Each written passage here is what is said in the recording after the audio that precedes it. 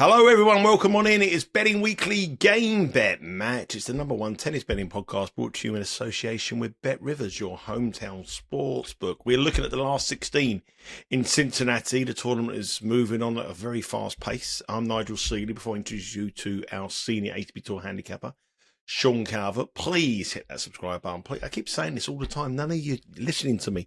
No one listening? No one's listening, Sean. We know that 60% of the people who watch your show do not subscribe, and I know 1% of them is in the South End area. But anyway, I don't have a please. YouTube account, by the way. If you're referring to I no, there's another person, your next door neighbour. But please hit the subscribe button. Please hit the like, ring the bell, and let us notify of every time we drop anything on this channel. We need to know what's going on. You need to know it's a big week. The US Open starts in a couple of weeks.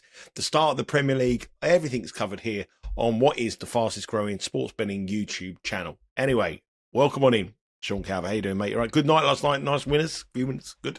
Yeah, we had to wait a while for that, didn't we? The last set of the last match of the day, Mannarino. I mean, he won it in the previous set because he was plus 1.5 sets, wasn't it? Plus 170, I think, to win. You were going to put him on the money line. You did say you were tempted about the money line. Yeah. It's always the same, isn't it? When you go for the more circumspect bet, the other one comes in. I think I probably said it. Normally, when I go plus 1.5 sets, they win in straight sets, which is even more annoying. At least he won in 3 sets, and having dropped the first set, I suppose that's fair enough. But no, look, the value was there as far as I'm concerned, and yeah, it's nice. It's nice when they come in. Obviously, the value is there generally when I think it is, but that doesn't mean the player's gonna do what I expect and hope him to do. But yeah, that one worked out quite nicely. We were on pretty decent form at the minute, I think. Yeah, doing well. Profit is about 15 points on the year, I think something like that. So it's a nice profit. We did tell you about Tommy Paul, obviously, with his injury, and the breakdown of that match was absolutely spot on.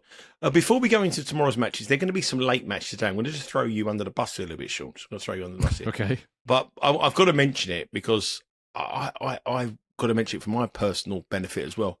Carlos Alcaraz, to me, doesn't look at it this week. I think he's vulnerable tonight. The match is at 12:10 Eastern time if this podcast drops by then.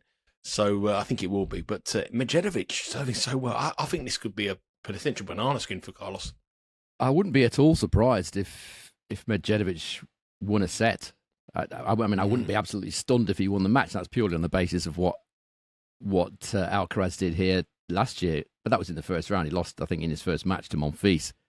Wasn't great against Zuma. And he's dangerous, Medjedovic. A lot depends on what he brings to the court as far as his attitude is concerned, Medjedovic, because a lot of the time when he plays, if you've watched him play, I've watched him play many, many times, he just goes for it. He's powerful, he's big, strong, powerful, hits very powerful shots off both wings, serves big. You know, he's an extremely dangerous player if his head's on. You know, he sometimes does lose his head in certain situations. I'm not totally convinced about him in the heat, but this is a night match. I mean, it'll be hot and humid, but not as bad. Because, you know, we've seen some players keeling over, haven't we? Rinderknecht yesterday. Several others have struggled in the heat. That would be an issue, a potential issue for him. But this, you know, as I said, this is a night match. So if I was having a bet on this, I'd probably take Medjedovic to win a set. I'm not sure what the price is. I haven't looked at it with Bet Rivers, to be totally honest. But I mean, if Zuma can win a set, I don't see any reason why a much more powerful player in Medjedovic, much bigger weapons. You know, sometimes he's kind of unplayable, Medjedovic. You know, he's beaten some very, very good players very convincingly, you know, already in his career. So yeah, it wouldn't surprise me. The conditions are quick. Just interestingly, actually, just talking about the conditions, Zverev come out and said it was slow, and of course Tommy Paul's said prior to that, anyone that thinks this is slow is crazy. It's kind of come to light now that most of the players have said that the practice courts are way slower than the actual courts, and I think Zverev said that before he actually played a match. He was talking about the practice courts, so that's an interesting aside there, but. You know, for me, the match courts are pretty quick, you know, very, very similar to last year. Alcaraz, yeah, we know he's sometimes vulnerable on a quick court. It depends on a number of factors. If Alcaraz brings his absolute A game and stays there, then he'll probably win it. But I think Medjedovic is dangerous, and we know Alcaraz is up and down. You know, he showed it again against Zuma.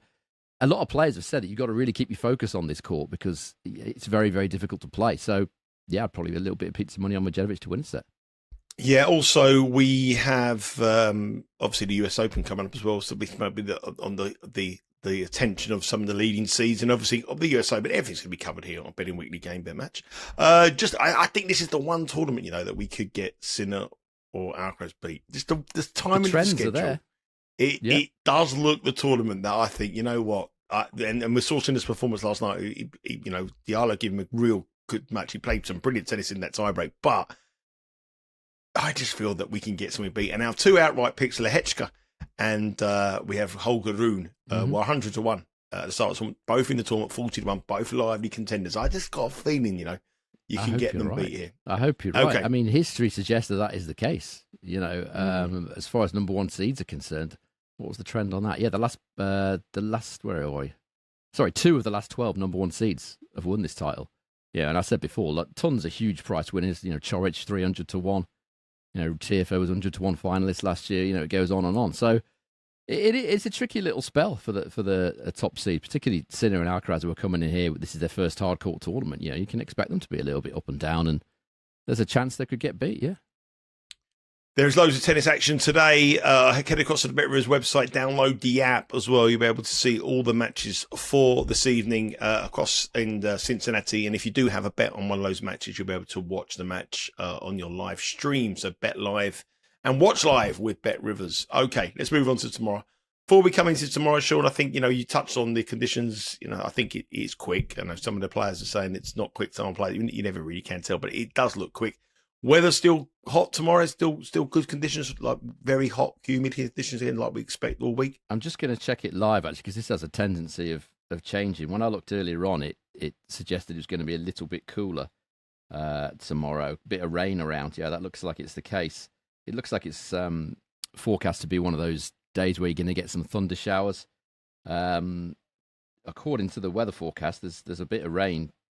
In the morning, a fair bit in the afternoon as well. If it hits that exact Mason area, it's thunder shower, so it might not hit the area. But either way, cooler, around about sort of 28 degrees. So yeah, a little bit more manageable for the players because it has been, it's been tough. You know, so we've seen a few guys struggling in the heat for sure. Now, we do not know the order of play as of yet, but what we do know is we know the matches for tomorrow. So head across again in the morning. I've got some to find stats, out actually, the order. Mate. Sorry to very briefly interrupt. No, don't have to. Just get any stats. Just fire away. Let me know what you got. Because we've got some numbers in. It's not from the main draw. Weirdly, it's from the entire draw. So that includes qualies as well. 81% hold, 73% first serve points won. That doesn't suggest that it's that quick, but that does include qualies, which generally speaking have lower numbers. But the interesting thing, perhaps as far as the stats are concerned, is the court pace index. You know, something I've talked about a few times.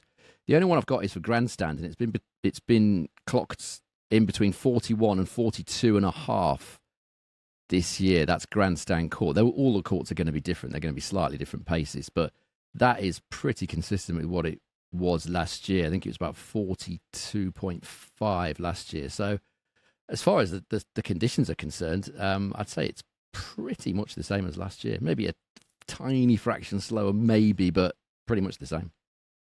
Let's move on to betting. We have 4 matches tomorrow in Cincinnati for the round of 16. So all the 4 matches for Tuesday are here on our preview show. So let's go on our first match. Taylor Fritz, the American number 1, against Terence Atmane. Terence Atmane is up to his career high in the world of 107 in the live rankings. He's had a week that has just been sensational for him. He's come through qualification.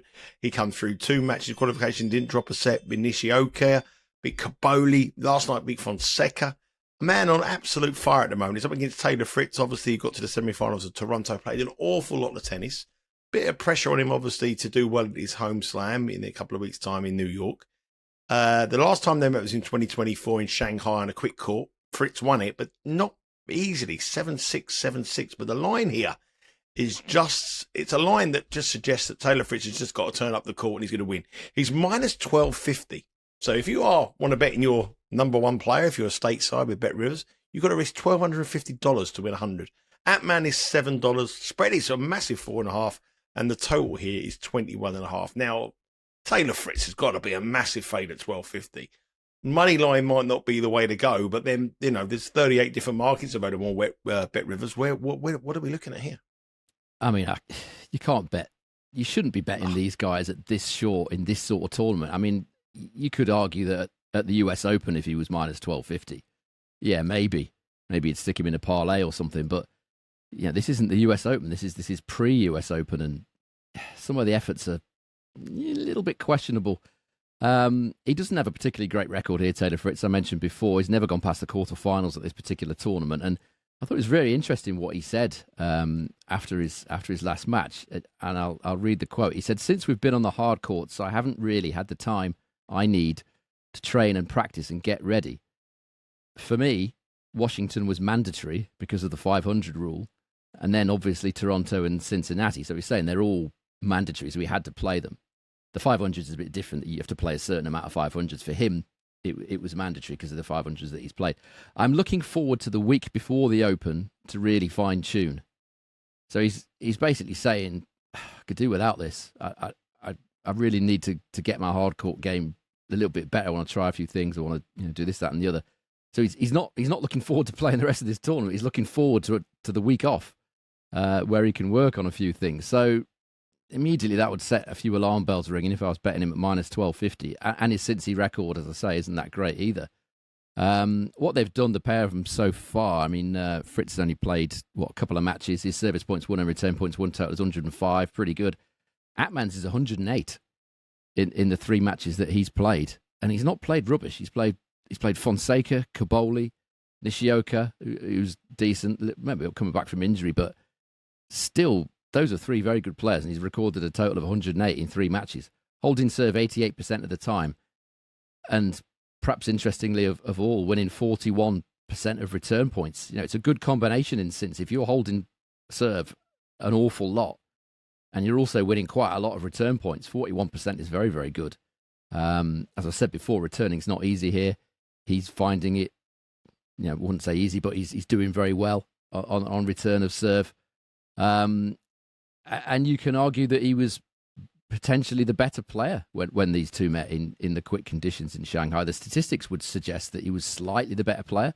Service points won and return points won totals 101 to Atmane, 99 to Fritz in that match. Fritz ended up winning the 2 tie breaks. You would perhaps expect that given his experience. But Fritz only won 31% of return points against Atmane. And I would suggest it's slightly quicker here than in Shanghai. So he's going to find it even harder to return that lefty serve of Atmane. And Atmane should fancy this on the basis that he was very close against Fritz in very similar conditions. If you add all that into the mix and suggest that Fritz isn't perhaps fully committed here either, Atmane's got a free swing here. He's not expected to win this match. And I think that's a good situation for him. He is a very attacking player, likes to go for it. As I said, he reminds me a bit of Humbert. Very similar. When they're on, they're on. He is a streaky player. A lot of these attacking lefties are. I think of people like Shapovalov, Humbert. These guys, when they're on, they're great. When it falls apart, they're not so great. But he should fancy it. He should be in a great mood. He should be coming in this match thinking, yeah, just give it a go. Got nothing to lose. All the pressure's on Fritz, you would probably suggest, at a tournament that he's hinting that he doesn't really want to be at. So, Atmane plus 3.5 games, plus 150 with Bet Rivers is the way I'm going to attack it. But you could do it a number of ways. Yeah, many different markets available with Bet Rivers. I think I lost you there, didn't I? Did I lose you there for a little while? My picture may have gone. I've rocked back as if to say. Sure. I think my internet went out. So if anyone sees me rocking back as if to say what's going on here, that's because my internet went out. So I apologise. I wasn't criticising your tip again. No, I didn't. What see, was I didn't talking see about it. it. I was looking at my stats. I was yeah. Well, anyway, if you saw that, there was nothing to do with Sean's tip. I think he's absolutely on the right page there. Taylor Fritz at minus 12.50 is a very, very, very short price, and I think these favourites at this stage, people who've got genuine aspirations of going well in the US Open, I don't think they really want to be going deep in this tournament, these conditions. Okay, let's move on to a match where people probably aren't thinking they're going to do well in the the US Open, but they've got a good chance of progressing to deep into a 1,000 event, and that's the match between Felix Auger-Aliassime and Benjamin Bonzi. Felix Auger-Aliassime is minus 220, Bonzi is plus 170. Spread is 2.5, and total here is 23.5. These two have never met before. Felix Auger-Aliassime's birthday last week. I don't know if you know that. He sent me a message and said thanks very much to shout. No. Didn't get invited to the party? Not after I put him up in Toronto and he lost in the first round, no. Well, no, that's why. It was a great day. It was a brilliant party. Anyway, Felix Auger-Aliassime has won 2 matches here. Beat Echeverry, very lucky in the last round. Rinderknech retired in his match. Bonzi, though, has been great. He's beat Arnaldi, beat Musetti, and beat Tsitsipas. But every one of his matches has gone overs, and he's played a lot of tennis in some very, very testing conditions. And that might be a little bit of a problem for him. I mean, yeah, Bonzi has played a lot of tennis, that's for sure, in these hot conditions, but it's going to be a little bit cooler tomorrow, as I've said, a little bit of rain around. I think that will potentially help him. He did beat Medvedev, actually, on a very, very hot day. I was in the front row, and it was hot on court 2 at Wimbledon. So sometimes he's struggled in the heat, Bonzi, and sometimes he hasn't. So he's a little bit of a difficult one to sort of gauge with that. He's beaten Musetti, Tsitsipas, Arnaldi, and he's done it very well. I watched the Tsitsipas game match last night. Again, Tsitsipas just all over the place.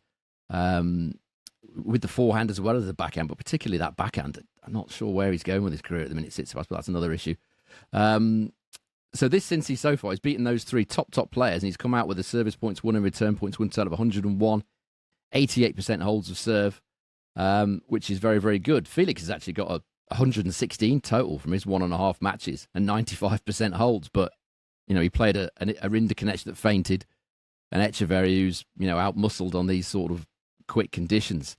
Felix is actually talking about inconsistent players, but Bonzi just first. He came in here having lost 3 matches in a row. Won that one I didn't want him to win against Medvedev at Wimbledon, then lost a 5-setter that I didn't want him to lose against Jordan Thompson, then lost to Marriage, and then lost to Walton. So he came here a bit low on confidence, but now he's beaten 3 very, very good players in a row. Felix, as I've said, hasn't won 3 straight matches since May, and he did that on slow clay in Hamburg. So he's another difficult guy to kind of try and second guess. But Bonzi is another one of those French confidence players. It all seems to be that way with the French players. When they are confident, they're flying, and when then it doesn't take much to knock their confidence, and they can go on a losing run. Right now, he's very confident. He's actually won 9 of his last 16 matches against top 50 ranked opponents. So he's got a good habit of playing well against the better players, and conditions do suit him here. Grass suits him, quick courts suit him. He's got very flat hits on both sides. The backhand is particularly flat, and it does. Since he does lend itself to that sort of play. If you can, his serve is pretty decent. He's got a good pop on his serve. He can knock it down 128 mile an hour, and he can back it up with the flat ground stroke. So he's the kind of player that you would imagine going well here. Just going back to those 16 matches he's played against top 50 opponents, all of the last 5 of those matches have gone over 10.5 games in set 1, and only 2 of those 16 matches have gone under 10 games in set 1. So, given how well they're both serving, Felix has served at 90. He's held serve 95% of the time so far. I think I put up a lean of set 1 overs in Felix's last game against Rinderknech, and that came in. Same thing here. I think over 10.5 games in set 1, given the way these two are playing. Plus 170, that is a Bet Rivers. I think that's decent. Or I can see this being a little bit swingy. So over 2.5 sets, another long day for Benjamin Bonzi. That's plus 133 with Bet Rivers. I couldn't back Felix at minus 220. Bonzi is dangerous. When he's feeling it, as he is at the minute, he's a very dangerous opponent. I wouldn't say Felix is anything like a certainty to win this match. There's a couple of leans there. I think that's probably the most popular lean or bet, actually. Felix over 10.5, set 1 on the show since we've done it for 3 years. Yeah. I think it's very much, it's boiling hot in this office here, and you've got no air conditioner, and it's really, really hot today. But anyway, that's the halfway stage so far of the show. If you like what you hear on our shows, make sure you sign up for our newsletter and our Insider. Get exclusive tips and the free Insider magazine as well on the Friday. So the newsletter goes out on a Monday, Insider on a Friday. All you have to do is subscribe for free at thebettingweeklystudios.com. So go to bettingweeklystudios.com. Okay, let's move on to our penultimate match for tomorrow. It's an interesting match. It's a man who's in absolutely incredible form up against a man who's even in better form. The first person I was going to say, we thought Adrian Mannarino was a player that was coming to the end of his career, not really showing any interest in playing tennis anymore, having a real bad run. Well, the last few weeks he's been exceptional. Great win against Giron in Toronto, lost to obviously the eventual champion Shelton. But in Cincinnati, he's won 2 qualification matches. He's done us a big favour against Thompson, won that game, beat Mahak, and then he beat Paul as well. So he's made us so much money this week. Are we going to oppose him up against Jannik Sinner, the world number 1, who is 9-0 this year? The overwhelming favourite for the tournament, the overwhelming favourite for the US Open, and the overwhelming world number 1, who is 9-0 on a hard court this year. The odds, as you would think, are very, very heavily weighted in favour of Jannik Sinner. Minus 2,500. You have $2,500 to win 100 on him to beat the Frenchman, who's plus 1050. Spread here is 5.5. Total 19.5. Cheap. That looks cheap. And there's set bet as well and over sets. But Mannarino has made us a lot of money here, Sean. I know you have no loyalty to anyone who's made you money. I don't. If they make you money, you forget them the next day. But are we sticking with our favourite Frenchman this week? Well, I couldn't back Sinner at minus 2,500. That's for sure. These are the 4 matches that we've got. So these are the ones that I'm talking about. I think there's an angle here, I think, with Mannarino. Yes, we've done well with Mannarino so far. I think he's been quite a profitable player for us over the years. Certainly has for me going back many, many years. Because he's so effective in certain conditions and so ineffective in other conditions. Yeah, I thought he'd gone, to be honest, 37 years of age, the way he played sort of back end of last year, start of this year, at 37, you just thought, that's about it for him, but not the case. And the last 2 times he's faced Jannik Sinner, he's started very well. He won the opening set in Montreal at Masters level on a hard court when they played there. And he lost the opening set in a very tight tiebreak in Indian Wells when they played there. I know it was a couple of years ago, but he's an awkward customer, Mannarino. He's not someone that many players really would relish playing. And now suddenly, as you said, he's in prime form. Even winning a night match against Tommy Paul. And you wouldn't, when I saw the schedule for that, I just thought that's not ideal. Mannarino, he wants it as quick as possible. Sort of slightly slower and a bit humid is not ideal for him. But he's come out and he's beaten Tommy Paul. And if we look at what he's done this Cincinnati, service points won and return points won, total of 112 in the main draw, and 91% holds the serve. And that's against Tommy Paul, Thomas Mahach, Jordan Thompson. Okay, wasn't fully fit probably or fit and ready, but still 3 very good players. And he's come out with some really, really good figures, really good numbers, and he's got a good record at this tournament. And again, you can see why. It's quick. Mannarino hits very flat, on both sides, particularly the backhand. Just it scoots through the court. He's a lot of variety to his game. Stands very close to the baseline, so he plays fast. So the faster, the better for him. You can overpower him, of course. Shelton did. I imagine Sinner probably will eventually in this match.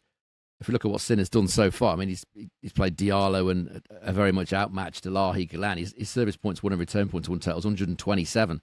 And 94% holds of serve from those 2 matches. But let's not get carried away. Elahi Galan was barely competitive. Diallo's not been playing that well on the hard courts. He did play pretty well last night, but not in Sinner's league, obviously. And if you look at the last 9 times that Sinner has played a left-hander on all surfaces, set 1 has gone to either 10, 12, or 13 games 7 times out of those 9. And all of his last 6 matches on hard courts against lefties have gone to at least 10 games in set 1. Mannarino is, as I've said before, another one of those French confidence players. And, he's absolutely flying at the minute. So, given how well he started against Sinner in the past, given how well he's playing, given those stats I mentioned about Sinner playing long sets against lefties, set 1 over 9.5 games is actually plus money, plus 128 with Bet Rivers. I think that's probably the way to go there. Mannarino just has to lose the set no worse than 6-4. Yeah, I think that's definitely the way to go. So we need Mannarino to win 4 games, basically, don't we? That's what we want. Yeah, I mean, the worst thing that could happen is if he won the set 6-3. Yeah, that would be an absolute great read. Get it wrong. That would be an absolute wounder. But yeah, it's just a lean for me. I mean, if Sinner plays his absolute best stuff, then he's going to win. And he's probably going to win convincingly. But it's awkward. This, he hasn't played a left-hander for a while. Or he played Shelton at Wimbledon, but different surface. Quite a while ago. It's an awkward one. He should win it, but I think there's options to back the underdog there. Now, our final match for tomorrow evening, I'm sure this will be the night match. I think this will be the night match. And I think if Francis Tiafoe will relish it, or we want it to be the night match. He will. It's between the great entertainer Francis Tiafoe against our pick, Holger Rune. Now, Holger Rune is a slight favourite here with Bet Rivers. So the money has come for Tiafoe. He's minus 136 for Holger Rune, plus 110 for Tiafoe. And that has been a bit of a movement from plus 120 opening. 1.5 is the spread here. 23.5 is the total. There's the props as well, but there'll be loads of markets available on the Bet Rivers app when you get to this stage. Rune had a big win against a fellow American in Mickelson the last round, played very, very well. Tiafoe played exceptionally well against Humbert as well. We thought a match that might give him a little bit of problems, but he didn't do so. If you look at the head-to-head, they've met once before here in Cincinnati last year in the semi-final stage, and Tiafoe won in 3 long sets. It was a repeat of last year's semi-final. It's going to be an interesting match, this one. I think this is a tough test for Holger Rune against a fired-up Francis Tiafoe. Yeah, it will be a tough test for Holger Rune, but I'm just hoping that he doesn't throw it away like he did last year in the semi-finals, as you said, against Tiafoe. He was 5-2 up in the final set and, quite frankly, choked it. That's what I don't want to happen this time. And that should, in theory, make him more determined not to do the same thing again this time. He's got the opportunity. Don't always get that opportunity. The very next time this tournament comes around against the exact same player, very similar set of circumstances, apart from it's earlier in the tournament. But what a great opportunity for Rune to put that right, put that out of his mind. And Tiafoe he made the final last year, but he was very fortunate. He had a lot of luck on his side. In that run, he won 2 matches in a final set tie break. One of them was against Holger Rune. He got a retirement. I think it was off Hercash in the quarterfinals. He had some very fortunate net calls against Holger Rune right at the end of that match in the final set tie break as well. So he certainly rode his luck to get to the final here. If you look at what these guys have done this season on outdoor hard at main level, Rune has got quite a bit better set of statistics. Tiafoe 59% win rate, service points won and return points won, total of 99.8. And Holger Rune 72% win rate and a total of 102.6. And Tiafoe winning only 49% of his second serve points on hard courts this season. It kind of tallies up with the way that he's been playing. If you watch Tiafoe, he's struggling through his matches. Okay, he played pretty well against Humbert yesterday, but he was down in the opening set. Humbert started really well, but he was, as I said in the preview, the reason I didn't bet Humbert was because of the back problem, and he clearly was struggling a bit with that. He's just a bit nervous about making it any worse. That's why I didn't bet Humbert. But he started off well. I think a fit Humbert, we might very well have seen a different result there. And Holger Rune's got a better record against current top 20 players in the world over the last year as well. So for me, he's the right favourite, but I expect this to be an absolute battle. I think Tiafoe did say he wants this to be a night match because he's expecting it to be, an absolute war, and that's probably what is going to happen. We know Tiafoe does not like the early starts. I would be amazed if the tournament put him on early. I'd be very, very surprised if that happened. I imagine they'll probably give him the night match. I can't imagine they'll put Sinner on against Mannarino at night. It just doesn't feel like what they would do. If I was a tournament director and I wanted an American to go on and make the final, I'd be putting Tiafoe on and Fritz on, whenever they want. If they can agree amongst themselves when they go on. And, Tiafoe's only won 2 of his last 13 matches against top 10 ranked players. And the last time he beat a top 10 ranked player in straight sets was 4 years ago in Canada when he beat Shapovalov, who was top 10 at the time, in straight sets. So given how their match went last year, I just think if you're betting this, I couldn't bet Rune at minus 136. I would go over 2.5 sets here, plus 120, that is, with Bet Rivers. I think that's probably the way to go. Yeah. I can't see this being decided in 2 unless something unforeseen happens. That does look a great option over 2.5 sets at plus 120 compared to the over 23.5 games at minus 108. But it's going to be a tough one. That's without doubt the best match of the night. I'm sure it'll be the night match. Make sure you head across to the BetRivers website, download the app. You'll find out the order of play tomorrow. These are all Tuesday's matches. They're going to go throughout the day.